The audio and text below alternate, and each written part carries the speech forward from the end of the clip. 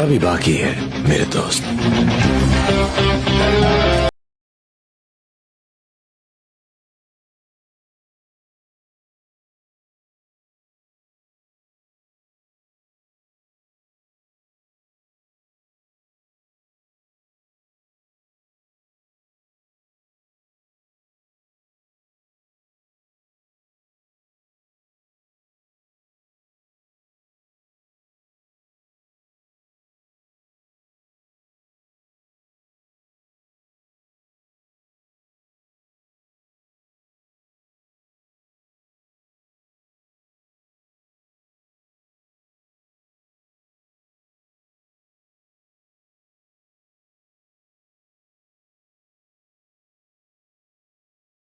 खूप ट्रॉफिक झालेली आहे, पूर्ण रस्त्यात ट्रॉफिक जिकडे बघाल तिकडे ट्रॉफिक. हा सरळ चालला रोड कारेगाव मानकुनी कल्याण, हा पूर्ण रोड जाम आहे ट्रॉफिकमुळे. आणि दुपार ते आता वाजतात 4, ते बघतात वाजलेत 4 वाजलेत तरी एवढे ट्रॉफिक आहे. चला तर मग भेटूया, बघूया पुढे आपण.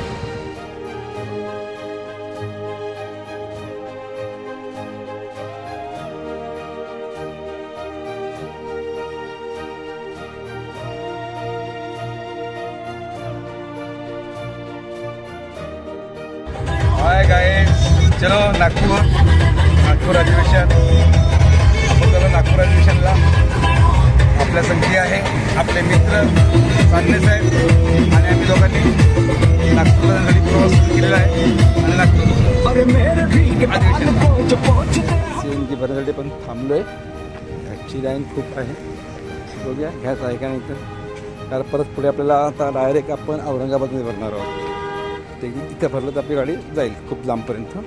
बघूया, पुढे लाईन तर आहे भरपूर, 25-30 गाड्या आहेत लाईनमध्ये. किती वेळ लागते तर गॅस आहे का.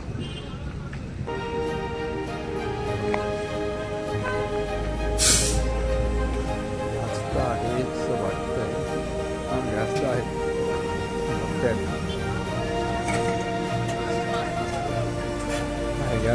गॅस आहे. चला इथे गॅस भरल्यानंतर आपण किलोमीटर बघूया. आहे खूप चांगला प्रेशर आहे.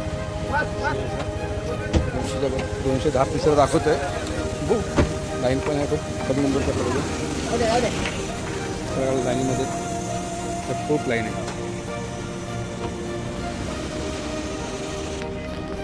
बघू आता कसं किती गाड्या आहेत. थोड्या गाड्यांची लाईन आहे. आणि त्या गाडींना राईटला आहे, लेफ्टला आहे, त्यांना इकडून, त्यांना राईटला आहे, त्यांना तिकडून. बघा एवढी लाईन आहे. ही राईटला, त्यांच्या गाड्यांना राईट साईडला, लेफ्ट साईडला आहे, त्यांनी तो भरायचं. ज्यांचं राईट साईडला त्यांना लाईन खाली आहे. बघू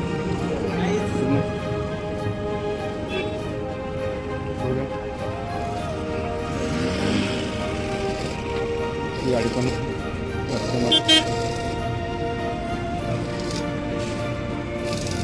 एकच माणूस आहे भरायला.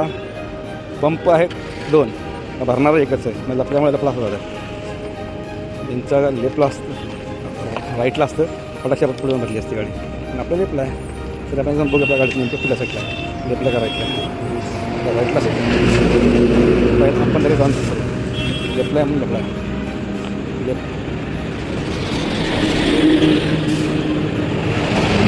आपलं पण राईटला असतं. चला गॅस भरून झाला आहे, चाय पिऊन झालं, वॉशरूममधून झालं. तर आपण निघूया तिच्या प्रवासाला आणि बघूया प्रवास. मशीन मार ना. काय झालंय. आपण समृद्धी म्हणून आलोय शिर्डीला. आणि त्यानंतर आपण शिर्डीला ते फास्टॅग होत नाही. फास्टॅगमध्येच निघालो तर आम्ही कसाऱ्यामध्ये रिचार्ज केला होता. 1200 रुपये काहीतरी बॅलन्स दाखवतो आमचे. उतरायला लागलो.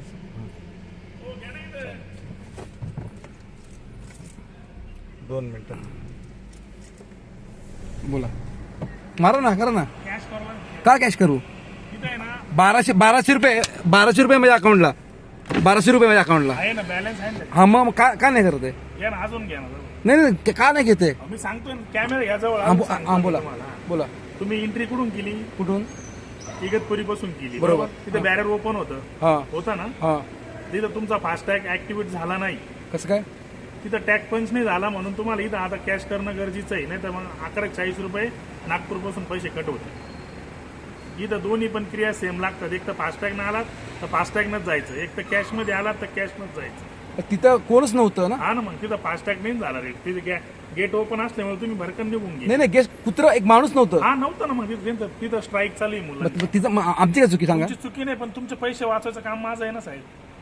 आता परत मला घ्या पेट्रोल भरून मला परत नागपूरला जायचं आहे मला. तुमची चुकी काहीच नाही, पण मग मला तिथं जे झालेलं घडामोडीचं तुम्हाला मला सांगणं गरजेचं आहे. नाही नाही, आता काय करायचं माहिती आहे का, मला पेट्रोल भरायचंय परत नागपूरला निघायचंय. जा ना इथून, मग तुम्ही फास्टॅग जर केला ना, हां तिथे गेल्यानंतर तिथं मुलं अवेलेबल नाही, तुम्हाला माहिती आहे चांगला. कुठे? तिथं इगतपुरीला हां तिथं जायचं, थांबायचं तिथं. हां थांबून मग जोपर्यंत तिथं ती डिस्प्ले आहे का, हां. तिथं व्हॅलिड टॅग नाव येत नाही तोपर्यंत थांबणं गरजेचं आहे. आता आम्ही थांबलो तिथे, पण काही झालं नाही. आम्ही क्रॉस केलं, काय 2-3 गाड्या क्रॉस झाल्या, मग आम्ही गाडी क्रॉस केली. तुमची एंट्री फास्टॅगची झाली नाही, हम्म. तिथं आम्ही नंबर टाकून चेक केलं हां तर तो तुमचा फास्टॅग ऍक्टिव्ह आहे, त्याची बॅलन्स पण आहे. हां. पण आता फास्टॅग मधून जाणं गरजेचं नाही, मग तुम्हाला कॅश करणं गरजेचं नाही, आहे. तुम्ही अगर फास्टॅग रीड केलं तर काय होईल? पैसे जास्त कट होते, किती कट होणार? त्याची एंट्री सापडत नाही ना कसं? ऑनलाईन मध्ये. आलं का तुमच्या लक्षात? एक्झिट सापडून राहिली पण एंट्री सापडत नाही ना. मला हेच कळत नाहीये असं का बरं. कारण त्या कधी पण मिळतो ना, हाच लफड आहे. साहेब तुम्हाला एक सांगू का, हां. मी ऍज अ वर्कर म्हणून हां इथे तुम्ही देणार मला पैसे माझ्या खिशात नाही जाणार. नाही, बरोबर आहे ना, बरोबर मी आहे. 100% तुमचा फायदा करू राहील. हां आता याच्या पलीकडे तुम्हाला फास्टॅग जायची जर जिद्द असेल हम्म. तर फास्टॅगनं पण मी कट करू शकतो. किती कट करणार? ते 1140 रुपये कट होते. 11:40. पण तेच सांगतो ना तुम्हाला, ऑनलाईन मध्ये त्यांना एंट्री सापडत नाही ना फास्टॅगची. हम्म. दोन्ही क्रिया सेम लागतात. तुमची एंट्री पण गरजेचं आहे फास्टॅगनं, तसेच एक्झिट पण फास्टॅगनं गरजेचं आहे.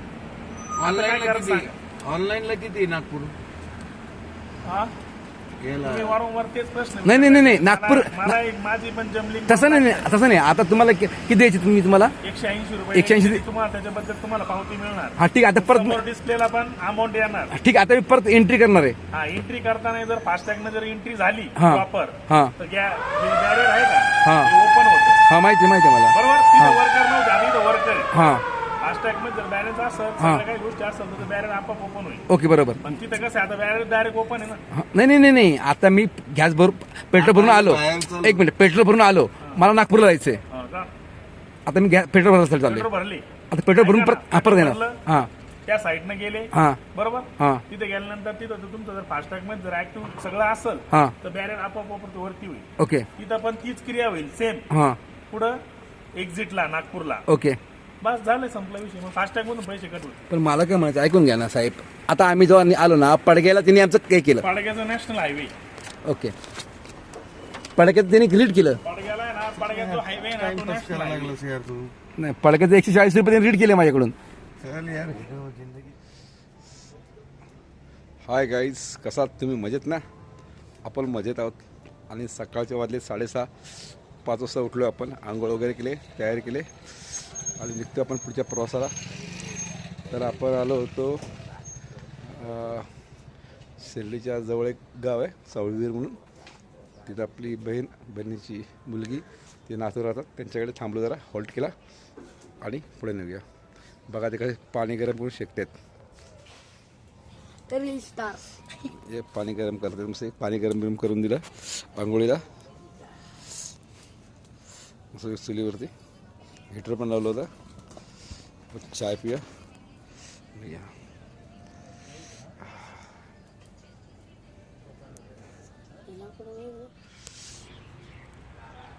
थंडी वाजते, शेकायला थांबले सगळे.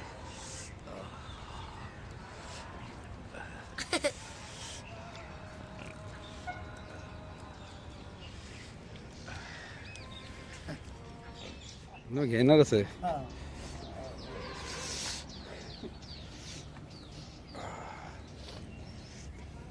एक घंटे घेऊन टाकायच्या वळावर, तिथं काही चालायला कमी नाही.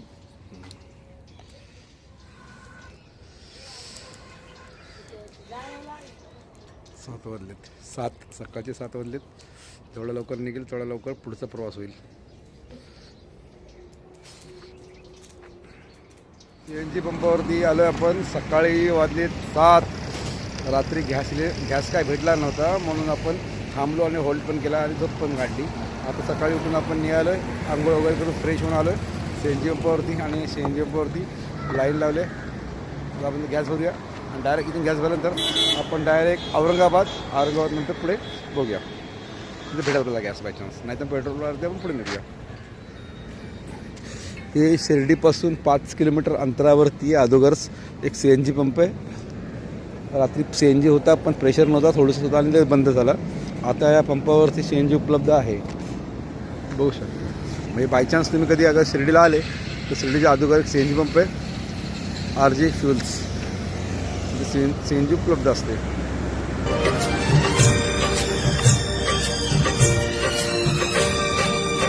CNG बघूया आणि CNG बघूया का लाईन नाही आहे.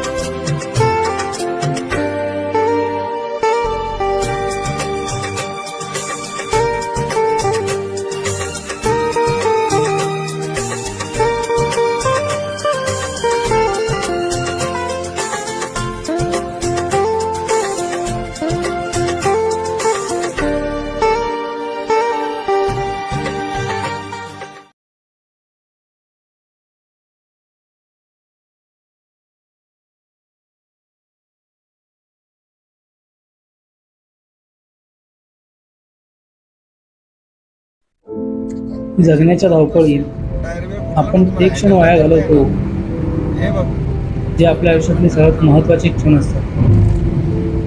ज्यावेळी आपल्याकडे फिरण्यासाठी, बरंच काही करण्यासाठी एक वेगळी संधी असते, पण आयुष्य तसं सोपं नाही आहे आपलं. प्रत्येक गोष्टीसाठी मेहनत गरजेचीच आहे आणि या सगळ्या गोष्टींकडे पाहता आपल्याला वेळच मिळत नाही. आणि जेव्हा वेळ निघून जाते तेव्हा कुठेतरी आपल्याला असं जाणवतं की त्यावेळेला मी हे सर्व केलं असतं तर आज मला त्या गोष्टीची खंत नसते. अशाच या छोट्याशा विषयावरती एक छोटीशी कविता लिहिलेली आहे. कविता तुम्हाला नक्कीच आवडेल. माझी कविता तुम्हाला जर आवडली तर कवितेला नक्कीच लाईक करा आणि चॅनलला सबस्क्राईब करायला विसरू नका. आपण या छोट्याशा कवितेकडे वळूया. कवितेचं नाव आहे जगायचं राहून गेलं. जगायचं राहून गेलं. वेळ निघून गेली आता, वेळ निघून गेली आता, स्वप्न पाहिलेलं वाहून गेलं. वेळ निघून गेली आता, स्वप्न पाहिलेलं वाहून गेलं. जगण्याच्या धावपळीत जगायचं मात्र राहून गेलं. वेळ निघून गेली आता, स्वप्न पाहिलेलं वाहून गेलं. वेळ निघून गेली आता, स्वप्न पाहिलेलं वाहून गेलं. जगण्याच्या धावपळीत जगायचं मात्र राहून गेलं. जगण्याच्या धावपळीत जगायचं मात्र राहून गेलं. खूप कष्ट केले, खूप मिळवला पैसा. खूप कष्ट केले, खूप मिळवला पैसा. पैसा कमावता कमावता शरीर मात्र झिजून गेलं. पैसा कमावता कमावता शरीर मात्र झिजून गेलं. जगण्याच्या या धावपळीत जगायचं मात्र राहून गेलं. जगण्याच्या या धावपळीत जगायचं मात्र राहून गेलं. मैत्री नाही जपली, नाती नाही जपली. मैत्री नाही जपली, नाती नाही जपली. सुखात नाही, दुःखात नाही, जाता कोणाच्या आलं. मैत्री नाही जपली, नाती नाही जपली. सुखात नाही, दुःखात नाही, जाता कोणाच्या आलं. जगण्याच्या या धावपळीत जगायचं मात्र राहून गेलं. जगण्याच्या या धावपळीत जगायचं मात्र राहून गेलं. कारण नसता उगाच फिरावे, कारण नसता उगाच फिरावे, मनात येईल ते करावे. कारण नसता उगाच फिरावे, मनात येईल ते करावे. विचार करता करता सारंच अवघड झालं. विचार करता करता सारंच अवघड झालं. जगण्याच्या या धावपळीत जगायचं मात्र राहून गेलं. विचार करता करता सारंच अवघड झालं. जगण्याच्या या धावपळीत जगायचं मात्र राहून गेलं. जगण्याच्या या धावपळीत जगायचं मात्र राहून गेलं. आता वेळ खूप आहे आणि पैसा आहे खूप. आता वेळ खूप आहे आणि पैसा आहे खूप. आता उन्हाळ फिरणार वय ते निघून गेलं. आता वेळ खूप आहे आणि पैसा आहे खूप. आता वेळ खूप आहे आणि पैसा आहे खूप. आता उन्हाळ फिरणार वय ते निघून गेलं. आता उन्हाळ फिरणार वय ते निघून गेलं. जगण्याच्या धावपळीत जगायचं मात्र राहून गेलं. जगण्याच्या या धावपळीत जगायचं मात्र राहून गेलं. जगण्याच्या या धावपळीत जगायचं मात्र राहून गेलं. मित्रांनो, ह्या कवितेमध्ये खूप एक छोटा संदेश आहे आणि तो तुमच्यापर्यंत मी पोहोचवण्याचा प्रयत्न केलेला आहे. कविता तुम्हाला आवडली असेल तर नक्कीच कवितेला लाईक आणि चॅनलला सबस्क्राईब करायला विसरू नका. आपण भेटूया अशा एका नवीन कवितेसोबत. तोपर्यंत मी तुम्हाला सर्वांचा निरोप घेतो. धन्यवाद.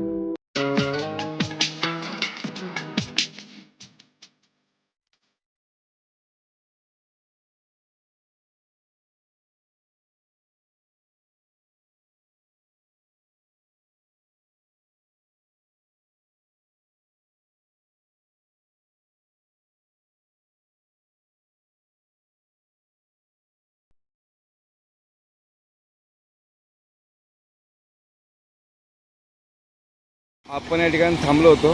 तो नाश्ता वगैरे केला, काय फ्रूट वगैरे घेतले यांच्याकडून. फ्रूटची गाडी आहे.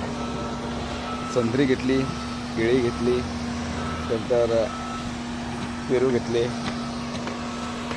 माणूस खूप भारी आहे, प्युअर गावठी. चला मग निघूया आपण पुढच्या प्रवासाला. आपली गाडी उभी आहे तिकडे आणि आपण चाललो आहे.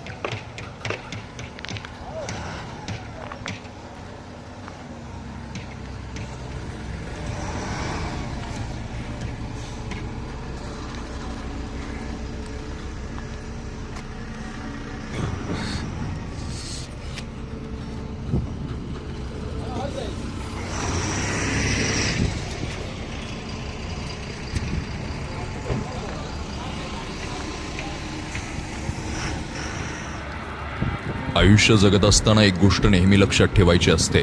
प्रत्येक दिवस हा नवी शक्यता आणि एक संधी घेऊन येत असतो. भीतीच्या दरवाजाच्या बाहेर एक मोठी दुनिया उभी असते.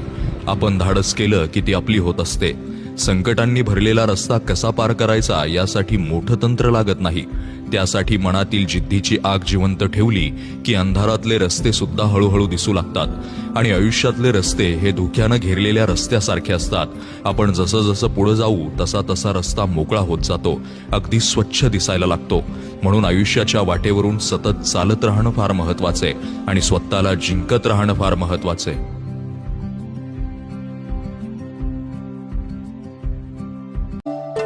हे नार नखऱ्याची चालतय गाडी, इल्ला रस्त्याची भलतीच गोडी. नार नखऱ्याची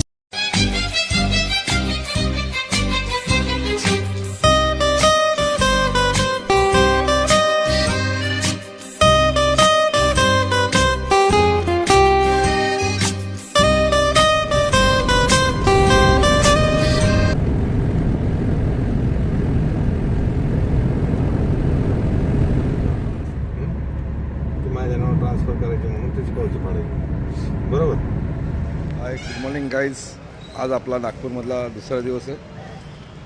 का रात्री उशीर आलो आणि जेवणाची पण व्यवस्था होत नव्हती. 11 वाजले ते एक हॉटेलमध्ये थांबलो, तिथे जेवलो आणि नंतर एक हॉटेल बघितलं, त्या हॉटेलमध्ये मुक्काम केला आहे.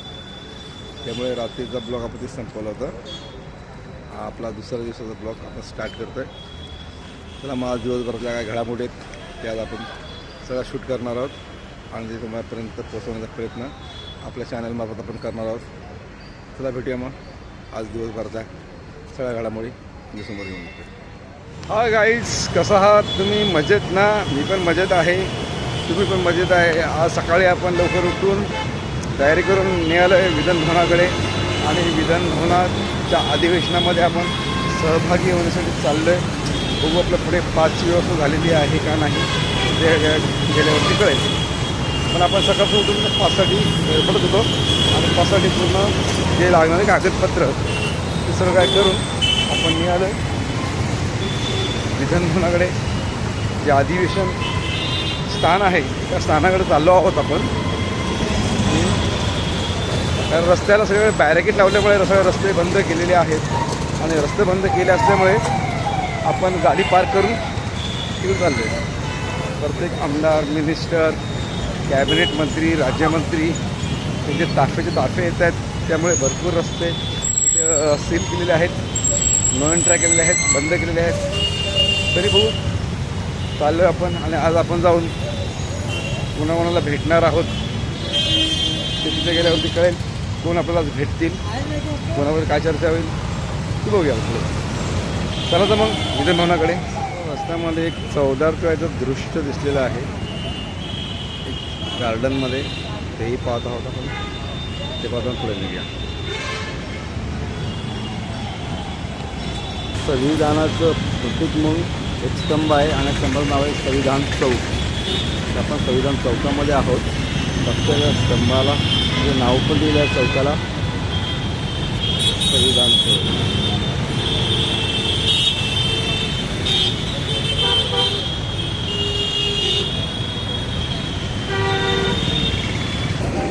आपण आहोत इथे संविधान चौकाजवळ आणि ते पाससाठी मागणी करतात. तर पास आहे तर ते सोडत नाही आहे. आता बघू पुढे काय होतं ते. तर आमदारांचे पास आहेत, सगळे पास आहेत आपल्याकडे. गेटवर थांबून ठेवलं त्यांनी. समोर आहे ही भारतीय रिझर्व्ह बँक ऑफ इंडिया. तिची एक इमारतसुद्धा आहे संविधान चौकामध्ये.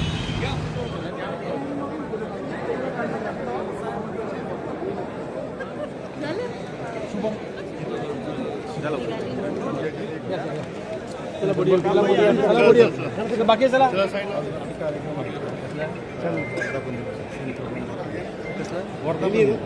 आपल्या ऑफिसला जाऊ.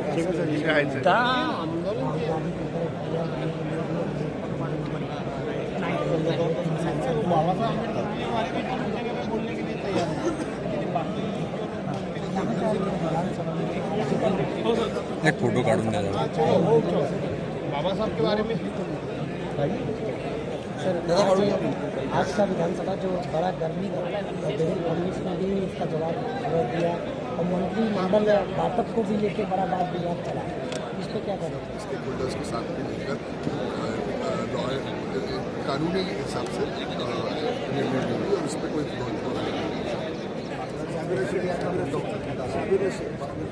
आपल्या देशामध्ये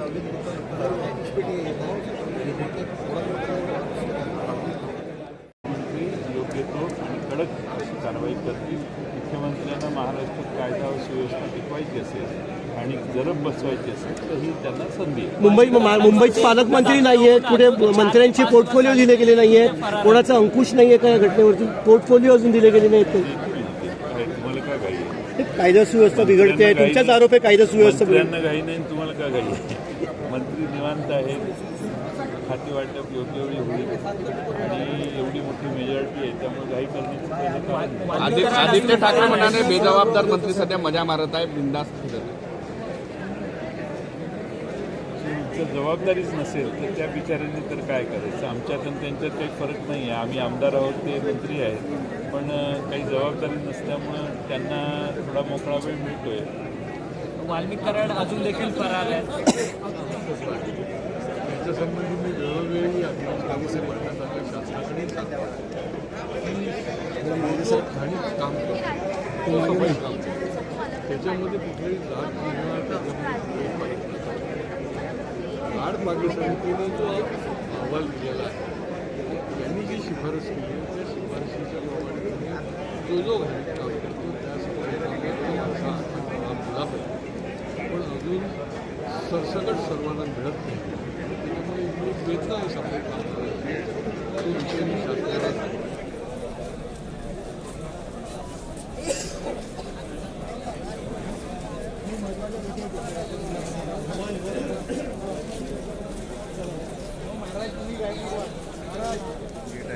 हे विधानभवनात गेलेलं आहे. सगळे आमदार कार्यक्रम संपल्यानंतर बाहेर येतात आणि चॅनलला प्रतिक्रिया देतात त्याच ठिकाणी आपण आहोत.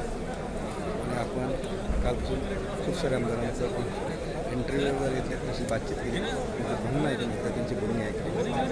त्यांनी सभागृहामध्ये वक्तव्य केलं. हर एक वक्तव्यावरची संभाषणात केलं. चला आज दिवसभरामध्ये घडामोडी आपण सविस्तर जाणून घेऊया. महिला आमदार आहेत, जुने आमदार आहेत, नवनिर्वाचित आमदार आहेत, अवसर आमदार असे त्यात आदित्य ठाकरे साहेब आहेत, त्यांना भेटलो. संजयजी केळके साहेबांना भेटलो. त्यानंतर गोपीनाथ पडळकर साहेबांना भेटलो. त्यानंतर संतोष बांगर साहेब आहेत, त्यांनाही भेटलो. खूप सारे आमदार भेटले. आपण जितेंद्र आव्हाड जे ठाण्याचे आमदार आहेत त्यांनाही भेटलो. आपण तर खूप साऱ्या आमदारांना आपण भेटलेलो आहोत आणि चर्चा फक्त आपल्याला आज इथे मुख्यमंत्री माननीय देवेंद्र फडणवीसने भेटले, मुख्यमंत्री एकनाथ शिंदे साहेब ते भेटलेत आपल्याला. अजित पवार सुद्धा भेटलेले नाहीत. बघून ते भेटूया, त्याची प्रक्रिया द्या, त्यांची संभाषण करू. त्यांना भेटायला वेळ भेटतो का भेटूया, बघूया. महाराष्ट्र विधानसभाचं अधिवेशन आहे, हिवाळी अधिवेशन. त्या अधिवेशनामध्ये आहोत. अधिवेशनाचा दुसरा दिवस आणि आज आपण भरपूर असे आमदारांना भेटलो आणि त्यांचे जे वक्तव्य आहे वक्तव्यावरती आपण बोललो आहोत. तर आपण हिवाळी अधिवेशन नागपूर पुढे घेण्यासाठी प्रयत्न करतो आहे. हे आपलं पहिलंच वर्ष आहे. या पहिल्या वर्षामध्ये आपण हिवाळी अधिवेशन नागपूरमध्ये असतो आणि या अधिवेशनामध्ये येऊन त्याची पूर्ण माहिती घेऊन त्या विषयावरती कुठले आमदार येतात आणि काय भाष्य करतात, त्यांची विचारधारणा आपण टिपण्याचा प्रयत्न आज करूया. बरं वाटतं का बोलायला मिळेल का बोलायला मच्छर नाही वेळ आपले सगळ्या हां ना आपल्याकडे मिळतं बोलायला तरी आपण नाराज आपल्याकडे गर्दी कमी आहे ना, आपल्याकडे गर्दी कमी आहे. गर्दी कमी आहे तरी पण आपल्याला वाटायला बोलायचं वाद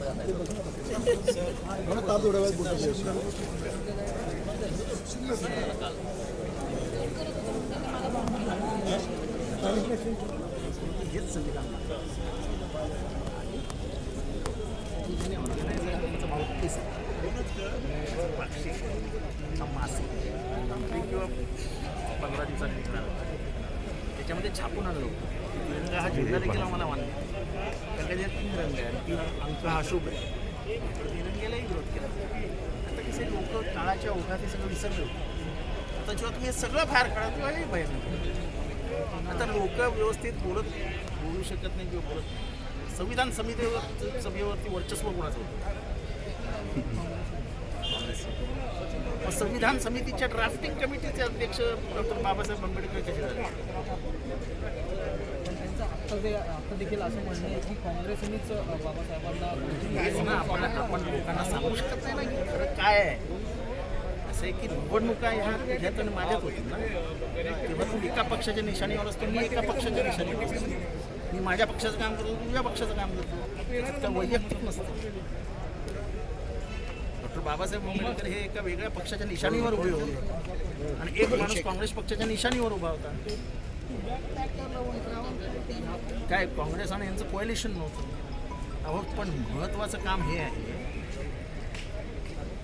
की पहिल्या मंत्रिमंडळात कायदेमंत्री कोणी बनवलं? त्यांना काँग्रेसचं वर्चस्व असताना हिराकूड डॅम,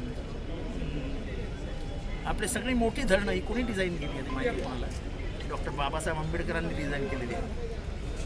इथल्या पाण्याचा जो व्यवस्था आहे भारतातली, भाऊच म्हणावा सख्खा असा एक मित्र, भाऊच म्हणावा सख्खा असा एक मित्र होता.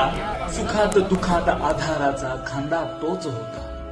टोचलं एखाद्याला वेदना दुसऱ्यालाच व्हायच्या, टोचलं एखाद्याला वेदना दुसऱ्यालाच व्हायच्या आणि यशात आपोआप डोळ्याच्या कडा भरून यायच्या.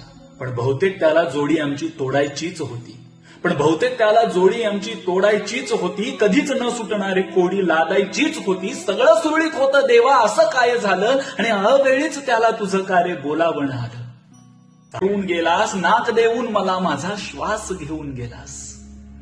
आज त्याच मित्राच्या मुलाचा मला अचानक कॉल आला. त्याच मित्राच्या मुलाचा मला अचानक कॉल आला. ओळख मित्राची सांगून हक्काने काका मला म्हणाला एक अडचण झालीये काका, मदत करशील का रे? एक अडचण झालीये काका, मदत करशील का रे? सायकलची चेन बसत नाहीये मला, बसवून देशील का रे? गळ्याशी आलेला हुंदका आवरून विचारलं धीर एकवटून, नंबर माझा, ओळख माझी, मिळवलीस बाळा कुठून? त्यानं दिलेलं उत्तर ऐकून पायातली ताकदच गेली. हंबरड्यांनी गळ्यातून तेव्हाच वाट मोकळी केली. म्हणाला ट्रंकेत त्यांच्या एक अचानक फोटो मला दिसला. त्याच्या मागे लिहिलेला मजकूर लगेच पटकन वाचला. त्यात लिहिलं होतं आयुष्यात बाबाकडून मदत हवी असेल आणि तेव्हाच तुझा बाबा जर जगामध्ये नसेल तर बिनधास्त होऊन या साल्याला एक फोन कर आणि बाबासारखीच म्हण काकाला थोडी मदत कर. तू कधीच पडणार नाहीस एकटा या जगामध्ये. तो मीच असेन फक्त माझ्या मित्राच्या देहामध्ये.